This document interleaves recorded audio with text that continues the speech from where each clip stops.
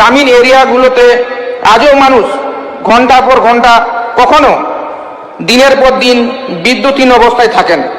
আমার নিজের শালবনী বিধানসভা এরিয়াতে সামান্য ঝড় বৃষ্টি হলেই বিদ্যুৎ পরিষেবা ভেঙে পড়ে। আমরা বহু এমন বিল দেখেছি যে একটা লাইট আর একটি পাখার বিল লাখ টাকা। আমার দুর্গাবান এলাকায় স্থগিত হয়ে থাকা সৌরবিদ্যুৎ প্রকল্পের ফেজ 2 এর BSSS প্রজেক্টের কাজ অবিলম্বে পুনরায় শুরু করার জন্য আবেদন জানাই। একটা সময় ছিল যখন প্রতিটি বাড়িতে 100 ওয়াটের ফিলামেন্ট বাল্ব ব্যবহার হতো। তখন একটি পরিবারের 3 মাসের বিদ্যুৎ বিল ছিল মাত্র 150 থেকে 200 টাকার আশেপাশে। কিন্তু আজ সেই ফ্যামিলি 5 ওয়াটের LED বাল্ব, 28 ওয়াটের BLDC ফ্যান সহ নানান বিদ্যুৎ সাশ্রয়ী যন্ত্রপাতি ব্যবহার করছেন। অর্থাৎ বিদ্যুৎ খরচ কমেছে, কিন্তু বিল কমার বদলে বেড়েই চলেছে।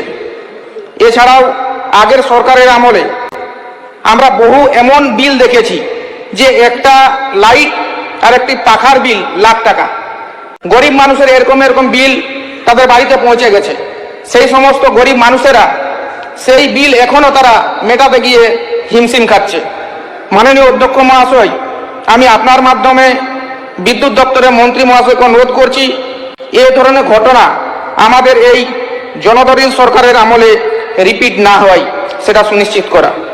এছাড়া বিদ্যুতের ব্যাপক বিল বৃদ্ধির উপর রাশ টানার জন্য প্রয়োজনীয় ব্যবস্থা গ্রহণের আবেদন রাখছি। এর পাশাপাশি লাস্ট পেমেন্ট সারচার্জ SLPSC এর বোঝাও দিন দিন অসহনীয় হয়ে উঠেছে।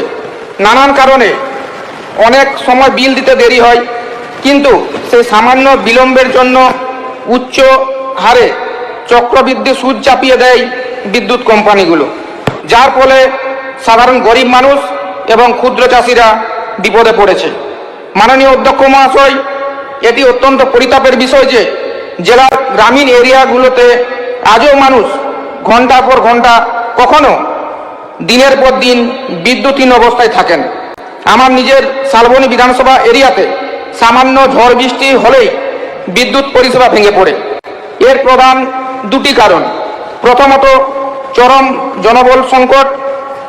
একটি গোটা ব্লকের জন্য মাত্র একটি পেট্রোলিং ভ্যান এবং সীমিত সংখ্যক কর্মী দিয়ে এত বড় এলাকার পরিষেবা চালানো সম্ভব নয়। দ্বিতীয়ত, জঙ্গলমহল ভৌগোলিক বৈশিষ্ট্য। ঘন জঙ্গলের কারণে ঝড়ে গাছের ডালপালা বিদ্যুতের লাইনের ওপর পড়া নিত্যদিনের ঘটনা।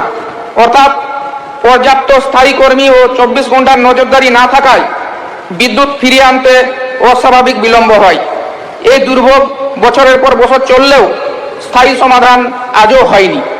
তাই মাননীয় অধ্যক্ষ মহাশয়, আপনার মাধ্যমে আমি মাননীয় বিদ্যুৎ মন্ত্রীর কাছে কয়েকটি গুরুত্বপূর্ণ দাবি জানাতে চাই। প্রথমত, প্রতিটি ব্লকে আরও বেশি সংখ্যক সাবস্টেশন নির্মাণ করা হোক, যাতে বিদ্যুতের লোড ভাগ হয়ে যায় এবং একসঙ্গে বিস্তীর্ণ এলাকায় বিদ্যুৎ বিভ্রান্তের ঘটনা কম ঘটে।